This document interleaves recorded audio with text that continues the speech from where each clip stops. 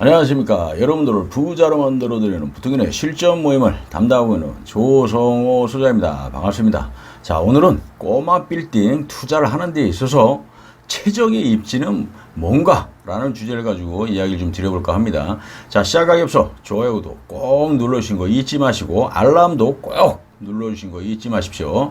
자, 오늘은 우리가 이제 사실 감신들이 많지 않습니까? 꼬마 빌딩. 그런데 이제 최적의 입지, 어떤 걸 봐야 돼? 어디다가 해야 돼? 뭐 이런 얘기들을 사실 많이 하지 않습니까? 근데 어쨌든 간에, 이 건물 투자, 뭐 꼬마 빌딩 이런 부분은 많은 사람들이 사실 찾아와 주고 많이 모여두는 곳이 아주 좋은 곳이죠. 그래서 많은 사람들이 찾아와서 이용을 하고 막 그래야 사실 어쨌든 간에 그 주변 지역으로 해서 많은 상권들이 더 장사도 잘 되고 확장이 되는 거지 않겠습니까?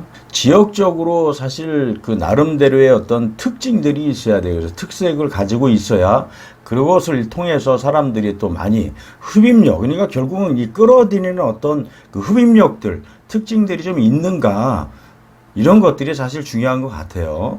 그래야 또 장사도 사실은 잘 될 거 아니겠습니까? 그러면 또 장사가 잘 돼야 건물을 소유하고 있다라고 하면 내 건물에 있는 임차인들이 장사가 잘 돼야 또 월세도 임대도 꼬박꼬박 잘 낼 것이고 연체 없이. 그리고 중요한 거죠.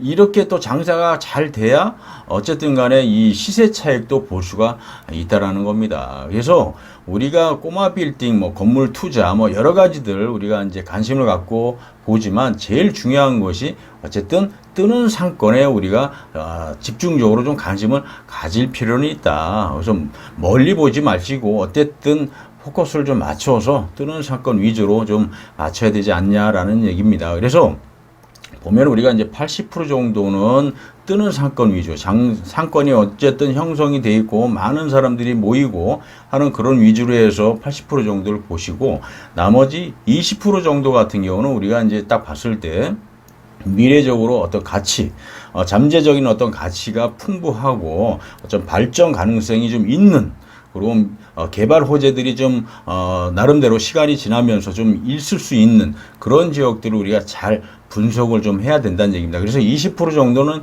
이런 쪽에다가 우리가 좀 맞춰서 진행을 해야 되고, 그래서 8대2 법칙이라고 많이 나오지 않습니까? 그래서 80% 정도는 뜨는 상권, 확실하게 자리 잡고 있는 상권 위주로 해서 우리가 좀 보시고, 나머지 20%는 앞으로 잠재적으로 어떤 가치가 있는 저평가되어 있다든지 나름대로 허름한 건물들이 많이 있지 않습니까? 그런 것들 사서 시간을 두고 봤을 때 굉장히 발전 가능성이 있다라는 어떤 그런 부분에 우리가 관심을 갖고 집중을 하신다라고 하면 8대2 법칙으로 해서 우리가 충분히 가능성이 있습니다. 어쨌든 우리가 이 꼬마 빌딩 이런 관심을 갖고 있지만 아무데나 뭐 주먹구구식으로 남들 얘기하는 데만 그냥 가서 보시고 선택하시는 것이 아니라 나름대로 기준점을 좀 잡아주면 8대2 정도로 해서 80%는 무조건 뜨는 상권, 확실히 지금 자리 잡은 상권에 투자를 하겠다라고 생각하시면 될 것 같고, 그 나머지 20%는 앞으로 시간을 두고 봤을 때 굉장히 잠재 가치가 존재하는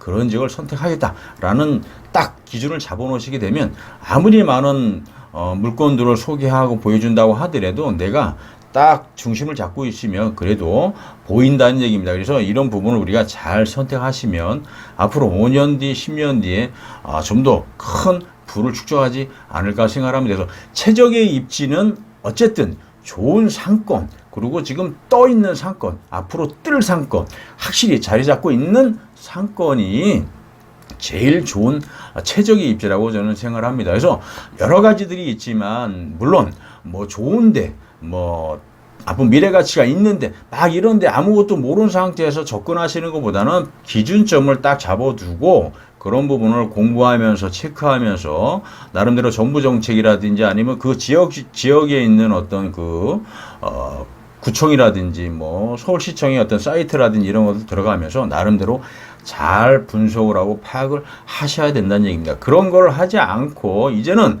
남 얘기만 듣고 투자한다라고 하게 되면 잘못하면 크게 손실을 볼 수 있다. 이런 부분을 우리가 잘 못하게 되면 크게 손실 볼 수 있다는 거 꼭 잊지 마시고, 자, 오늘은 여기서 설명을 좀 마쳐볼까 하고요. 인터넷상에 부통연이라고 치면 아주 좋은 정보 계속 올릴 거니까 여러분들 꼭 들어오시는 거 잊지 마시고요. 자, 오늘은 여기서 설명을 좀 마쳐볼까 합니다. 감사합니다.